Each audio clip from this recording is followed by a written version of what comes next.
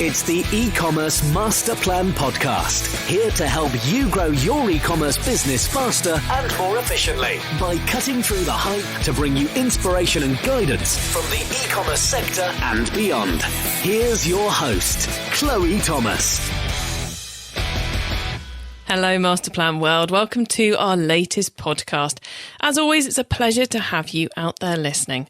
I'm Chloe Thomas, the creator of the e-commerce Masterplan. I'm an author, speaker and advisor, and I focus on solving your e-commerce marketing problems. This is the final podcast in our 2019 e-commerce Masterplan growth series, sponsored by Omnisend, the all-in-one marketing automation platform that empowers e-commerce marketers to boost sales with omni-channel tools. I hope you've enjoyed and found useful the selection of shows we put together for you this year. And if you haven't yet checked it all out, there are 10 episodes in the series, numbers 191 to 200.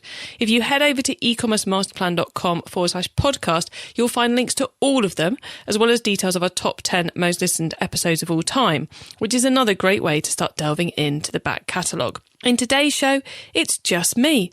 I'm going to be talking to you about success. But before we get into all that, I want to remind you of the great offer from our series sponsor. Omnisend, marketing automation platform tailored for e-commerce. Omnisend provides sophisticated omnichannel marketing automation tools for sales-driven marketers that have outgrown generic email marketing platforms. Engage your customers and boost your e-commerce sales with dynamic emails, text messages, Facebook Messenger, and retargeting ads on Facebook and Google, all from just one platform. Try Omnisend for free for 14 days. Just visit omnisend.com/masterplan and get started. So as well as being the last episode in the growth series, this is episode 200. Back in 2015, when I first started working on the show, 200 episodes wasn't even something I dreamed of, let alone thought might become a reality. But it's amazing to have reached this milestone, and I couldn't have done it without the various specialists who make this show a reality and make sure it gets all the way to you. So please indulge me quickly as I give a name check and a thank you to the people who bring you this show every week. Who makes the show sound great? Well, that's down to the team at Music Radio Creative. They make the awesome jingles and edit every episode. Without Isabel and her team, I wouldn't have got an episode out. Not one at all, let alone got all the way through to episode 200. Now, I know many of you out there listening find the show notes incredibly useful, so a big thank you also to Amanda, Nicole and the team at Podcaster Print, because they're the ones who write them. On the other cornerstone of my podcast team is Jan Ilunga, who makes sure that every single episode gets promoted across social media for me. If you've listened to the snippets on Facebook, Twitter or LinkedIn, then that was Jan. They're an awesome team who do the stuff that drives me crazy and the stuff I just don't have the skill set to do. So huge thank you to them. Okay, so that's the thanks over. Let's now get into this topic of success that I want to talk to you about. I decided to do this last episode of the growth series myself because a lot of people I've been coming across in the last couple of months are working towards goals and have set goals for their business and targets and budgets and all these kind of things that seem to be to achieve things that they're not that worried about achieving, but which they think they should care about achieving because other people say they should. You know, it's people who I come across who are saying, you know, I'm like, oh, what's your plans for 2019? And they say, oh, we're going to double our turnover. I'm like, why do you want to double the turnover? I don't know. Do you think it's possible? Probably. It's like you have to have a bit more to your goals than that if you really want to achieve them, in my experience. Just simply setting targets certainly doesn't work for me. I have to tie it back to what's going to make me feel successful. So I thought I'd talk a little bit about success to help you bring that into your business as well. This is the last episode in our 2019 e-commerce Masterplan Growth Series sponsored by Omnisend. So it feels very appropriate to end the month of talking about growth with an episode about working out what growth you actually want. Because that's the thing I've been finding that people aren't really getting a handle on, is what growth do they actually want, or what growth is necessary to achieve what they actually want. Because sometimes the growth is a way of getting to what you want. Now, how to work out what growth you want or you need to achieve? For me, that starts in two places. Firstly, it's what do I have to achieve in order basically to cover the overheads of my own salary? So what do I have to manage to do in the coming year, in the coming month, in the coming quarter to make sure that the lights stay on and everything still happens? And then the second part is the one I want to talk to you about today, which is what do I want to achieve? And once you've worked that out, you can then work out what the business needs to do in order to make that happen. Now, for me as a business owner, that what I want to achieve includes both things for the business and things for myself personally, because this is where my money comes from. For you, if you're an employee, then you don't have quite so much scope maybe over what the business does. So maybe you're thinking about this potentially more from a career perspective, but also from what can the business give you, help you achieve that's going to fit in, and what are your goals within that business. So there tends to be a personal and a business side to these for people, but I'm going to focus primarily on the business side of things today, just so this podcast doesn't go on forever. So my focus is on that part number 2. What do I want to achieve? Or the way I like to think about it, what does success look like for me? What, when I get to the end of the year, will help me feel like I've been successful? It's kind of like those things which once they're done, you've either got that big sigh of relief, yeah, that's off the to-do list, or that you're thinking, or you just can't help but smile when you see it happen. It's a very personal thing, and it's not always going to tie back to the numbers. So let me give you some examples before I go into it in a bit more detail. So these are some that I've heard from people recently. Some of these are mine. This is just to give you an idea of like the huge range that could be a success goal for you. It could be fix our SEO decline. It could be re-platform the website. It might be to finally retire. It might be to quit my job. It might be to retire 10 years earlier. This is one a friend of mine's working on. He wants to buy businesses and become a part of businesses that will enable him to grow them in a way that will enable him to sell out of them to retire 10 years earlier than all his contemporaries. It's a pretty long range one, and there's no reason these can't be long range. It might be to feel in control of my to-do list. If you're constantly feeling overwhelmed, then maybe the greatest success you could have right now is to not feel overwhelmed. And there's nothing wrong with that. Some of you may know, 2 years ago, I sold my e-commerce marketing agency, and it took me 5 years to get out of that. I knew it was the wrong place for me. I knew it wasn't making me happy, but it took me 5 years of planning and organising and steps along the way to get to the point where I could actually exit. Expand onto Amazon. Maybe it's something you've been meaning to do year after year after year, and you've just not yet properly got your Amazon links and integrations and customer service and product listings working for you. Maybe that's the thing you want to get done this year. Maybe it's move email marketing systems. These can be from the big to the small. They can be about how the day-to-day goes. They can be about getting something big off your list. They can be about taking the business up another level. Maybe it's, expand the product range by an extra 10 SKUs. What will make you feel happy this year? There's probably multiple of these. I don't put a cap on them myself, and they're frequently not about the money. But what you have to remember is it's the money that makes it possible. Even if it's something as soft, I suppose, as feeling in control of my to-do list, you've still got to have the money there to enable you to find the ways to feel in control of that to-do list. All these success goals should be things that once achieved will leave you with a great sense of satisfaction. It might be because something's no longer there and annoying you, sense of satisfaction, or it might be because you've achieved something awesome, sense of satisfaction. But all of them should leave you with that great sense of satisfaction. Now, my successful goals for 2019 include, and it's not limited to only these, but I thought I'd just take you through these 3 to demonstrate why these become important, are to run 2 virtual summits. Yep, rather than doing 1 this year, I'm going to do 2. To rewrite and launch e-commerce marketing, and to do more work I enjoy and less I don't than last year. So 2 pretty easy to calculate success goals there, and 1 that's a little bit softer. Now, that last one might seem a bit strange, but I value my own happiness very highly.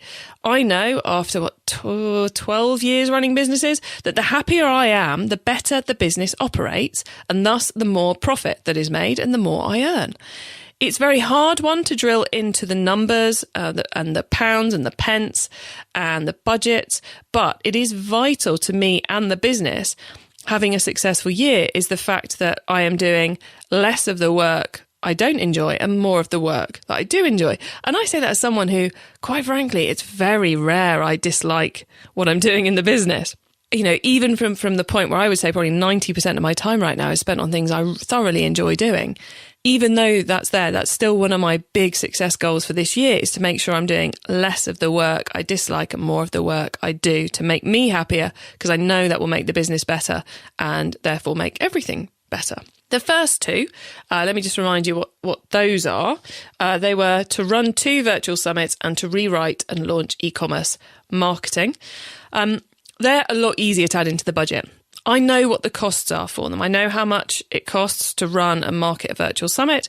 I know how much it costs to rewrite, proofread, copy edit, design and publish a book. So I can put the costs in for those. I also know how much time those are going to take, so I can make sure there's the space in the diary to make sure they happen. I can also set sales targets for them. I have ideas for how much money each of those could bring in or should bring in, based on ones I've done before, based on things I've heard from other people doing, based on the strategies I will take to do them. I can also build them into my marketing calendar and build my marketing plans around them, because I'll tell you now, I can't manage to do a virtual summit launch and write a book at the same time. So those are 3 big, heavy projects to get done this year. So they've got to be planned in right from the beginning if I want them to happen. They're also going to define what marketing channels I need to focus on this year, where I need to build lists, where I need to build audiences, what I need to be investing time, money, copywriting into, and when the messages are going to go out and when the messages I'm going to be telling you guys are. Wait and see how well I pull that off, I guess, as you watch things happen over the next few months. Those types of goals are very easy to go, right, I've got my budget for what I have to achieve this year. I also want to achieve these success goals. Let's now build them into the budget as well to make sure that happens. And of course, I have sales targets too. But if I can do the 2 summits and a book launch this year, and I can spend less time working on things I don't like and more time working on things I do, then I'm going to end the year very happy. I'm going to feel very successful. And because those things are going to happen throughout the year, I'm going to have that feeling coming in as we go through the year. And I'm going to know that I'm on track, because these are the big things I know I need to do to make sure that the business continues to grow into the future. Once you've got success goals for you, and for you, it might be really, really easy to go, yes, I know, that makes perfect sense. I've already worked them out. These are what they are. Or I can write them down in the next 5 minutes. I know what I'm doing here. It might be that you find this a little bit more difficult and a little bit harder, and that for you it's all about the numbers. Well, quite frankly, if the numbers are the things which make you happy, and hitting a sales target is what makes you happy, then those can be your success goals. Once you've worked out what they are, then you have to drill down into the second why. Now, I call it the second why because identifying the success goal in the first place is actually about asking why. What do I want to do this year and why? Well, I want to build this virtual summit. I want to do 2 virtual summits. Then you're going to go deeper into this. And the reason we want the second why is because we want to get clear on why achieving it is going to make you feel successful. Okay, so for me, it's going to drill into why is running 2 virtual summits this year going to make me feel successful? The answer to that is that between the summit in 2017 and the summit in 2018, the learning curve and the improvement in the performance was astronomical. And I can see virtual summits becoming something which is a really good arm of my business in the future. So how do I accelerate the learning? I run more virtual summits. It's as simple as that. That's why I want to do them this year. And by understanding that, then I'm become better equipped to deal with changes that come to bear as the year progresses. The easiest way for me to explain the power of this second why, and I strongly advise you to get to grips with it for your success goals, is to take you into another one of my success goals for this year, which is to move email marketing system. Now, it's something I have completely failed to do for the last 2 years. I first wanted to do it back in early 2017. So why, and I'm absolutely fine with the fact that I'm slightly frustrated, but I'm absolutely fine that I failed to do it for the last 2 years, because I know that the reasons why I failed to do it are the right ones, because I was able to achieve, or the reasons why I want to move email platform, the second why, were less important than other things going on in the business. So there are two second level whys for my success goal of moving email marketing system. One is to save money.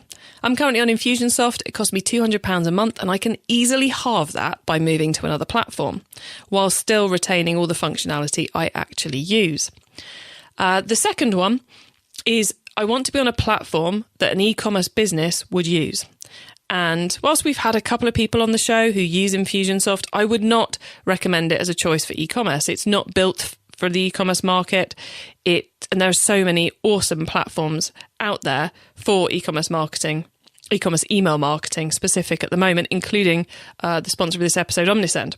And the reason I wanted to be on a platform for the e-commerce businesses, this is kind of like the third level why, and you may well get to a third level why, is that if I'm spending a lot of time working with e-commerce businesses on their email marketing and building courses, it seems to make an awful lot more sense to me that I'm on a platform that they might actually be using or that I can use as a demo in things than to be on Infusionsoft, which I do not want anyone to think I recommend for e-commerce. So you may find you have to get down to that third why or that fourth why. Those whys have been eclipsed in the last 2 years in other areas, and that's why it's been postponed for 2 years. So on the saving money side of things, yeah, I would love to save that £100 or so a month. However, it's an awful lot of work to make that saving. I've got to rebuild all my automated email marketing. I've got to rebuild and relink up all the places where email data comes in. I've got to do all the testing.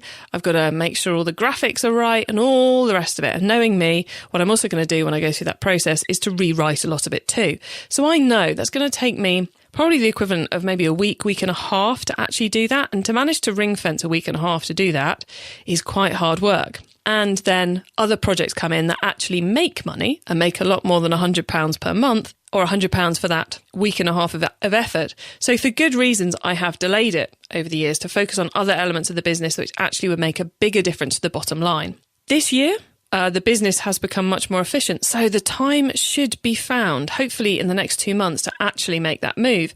But if a big, exciting project that's going to make a bigger difference to the bottom line comes along in the meantime, then it will probably be delayed again. So because I understand the why that sits behind the goal, so that second why, then I'm able to make good decisions for the business and be okay with delaying that success goal. Although I should say each year I delay it, it becomes much bigger, the payoff I'm going to get from finally doing it, my own feeling of satisfaction. Then the second one, being on an e-commerce friendly system, it's not actually been as big a barrier or as big a challenge being stuck on Infusionsoft as I thought it would. So that second why has reduced in its importance as the months have worn on, because it's not been so important for the courses or for the clients I've been working with that I'm on a system that they might actually want to use. Because I haven't done any replatforming activity with any clients, and I've always been able to use their system and been able to find other ways to get the demos that I need for any courses I've done. So that's just become a less important why than I thought it was originally. So there's extra levels of why can help you adapt your plans and still reach that point of success. So what should you do? Well, I suggest that you take a moment, sit down, pen and paper, iPad, phone, keyboard, whatever it is you like to record these things on. And just take a moment to go, what will make you feel successful this year? What are your success goals for the year? However big, however small. Get them jotted down. Then work out, are they actually achievable? And what does the budget and the business plan need to look like to make that happen? So if I said I wanted to do 3 virtual summits this year, which would be lovely, it would massively accelerate my learning curve on virtual summits and the success we get from them. However, if I take a look at my marketing calendar and the diary of activity for the year, it's just not possible to do 3 virtual summits well in the year. Hence, my success goal is to do 2. So take a look, take a sense check of those success goals. Can they be achieved? And what does the budget or the business plan need to look like to make it happen?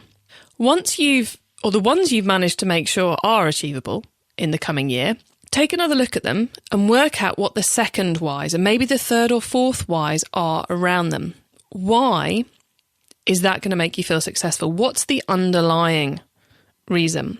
Because there's often many, many paths to reach that point of success. And by understanding that second why and the third why, fourth why, etc., then you're going to find that you're better placed to adapt your plans and your actions to help you reach as many of those success goals as possible and feel an overwhelming feeling of satisfaction as you go through the year. That's all going to help you work out how much you actually want or need to grow your business this year, and whether your growth comes from increasing turnover, so increasing your sales, or it comes from reducing your costs and improving your profits, or from making efficiency so you work less for the money you earn. All of those are equally valid, so long as they help you feel successful at the end of the day and they deliver the cash and the money that you need in your life. So I hope my little chat about success is going to give you some extra clarity to make sure this year is successful for you, not for someone else, not for what you think someone else thinks you should be doing to be successful, but actually successful for you. Now, without the sponsors, the podcast wouldn't be possible, so please do check them out. Omnisend, the marketing automation platform tailored for e-commerce. Omnisend provides sophisticated omnichannel marketing automation tools for sales-driven marketers that have outgrown generic email marketing platforms. Engage your customers and boost your e-commerce sales with dynamic emails, text messages, Facebook Messenger, and retargeting ads on both Facebook and Google, all from one platform. Try Omnisend for free for 14 days. Just visit omnisend.com/masterplan and get started. Okay, it's time for the top tips round now. Now, you all know that I love this section because it gives me and you some really quick ideas for taking our businesses to the next level. And I thought because this is episode 200, you might like to hear my answers to the top tips. So the book top tip: if everyone listening to this podcast agreed to take Friday off and read a book to make their business better, which book would you recommend? First is an e-commerce biography, I suppose. It's Boohoo by Ernst Malmsten. And it might be describing an e-commerce business journey from pretty much 20 years ago now, but it's still so relevant in many, many ways. I think it's required reading if you want to understand the pitfalls and highs of this industry. It's a great read. It goes through the story of them trying to launch this business and then the ultimate failure. And it is a very, very it's one you'll read and you'll go, oh yeah, done that. So I think it's well worth a read. And it's not mentioned much these days, but I still highly prize it. On the more practical side, though, we have Profit First by Mike Michalowicz, which hopefully I've pronounced right. I read this for the first time last year and implemented his system. And it's created such peace and tranquility around the e-commerce master plan accounts. It is amazing. I now have the clearest understanding of how the business is actually doing that I have ever had. And I've been running businesses since 2007. I'm good at maths and I understand both balance sheets and profit and loss statements. Yet still, implementing the simple system in Profit First has been life-changing. It is something I would highly, highly recommend, both the philosophy within it and the bank account system that he recommends. It's about the reality of running the business rather than the bit you send off to a company's house and the tax man at the end of the year. Okay, so those are my book top tips. The traffic top tip: which marketing method do you either prize above all others or think doesn't get the press it deserves? Email. Sorry, yet again, email.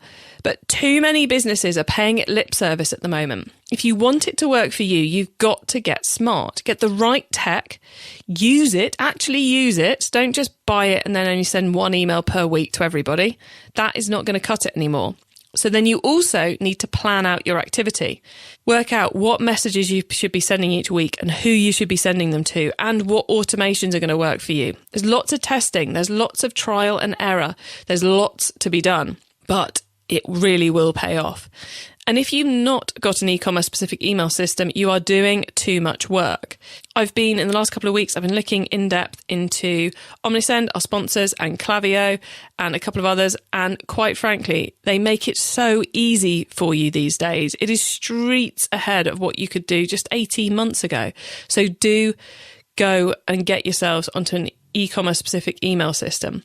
And if you're still on the fence on this, have a listen to our recent podcast with Dixon Flannel, with Chris Vallely from Dixon Flannel. What they're doing with email is awesome. So go and have a look to that one, or listen even.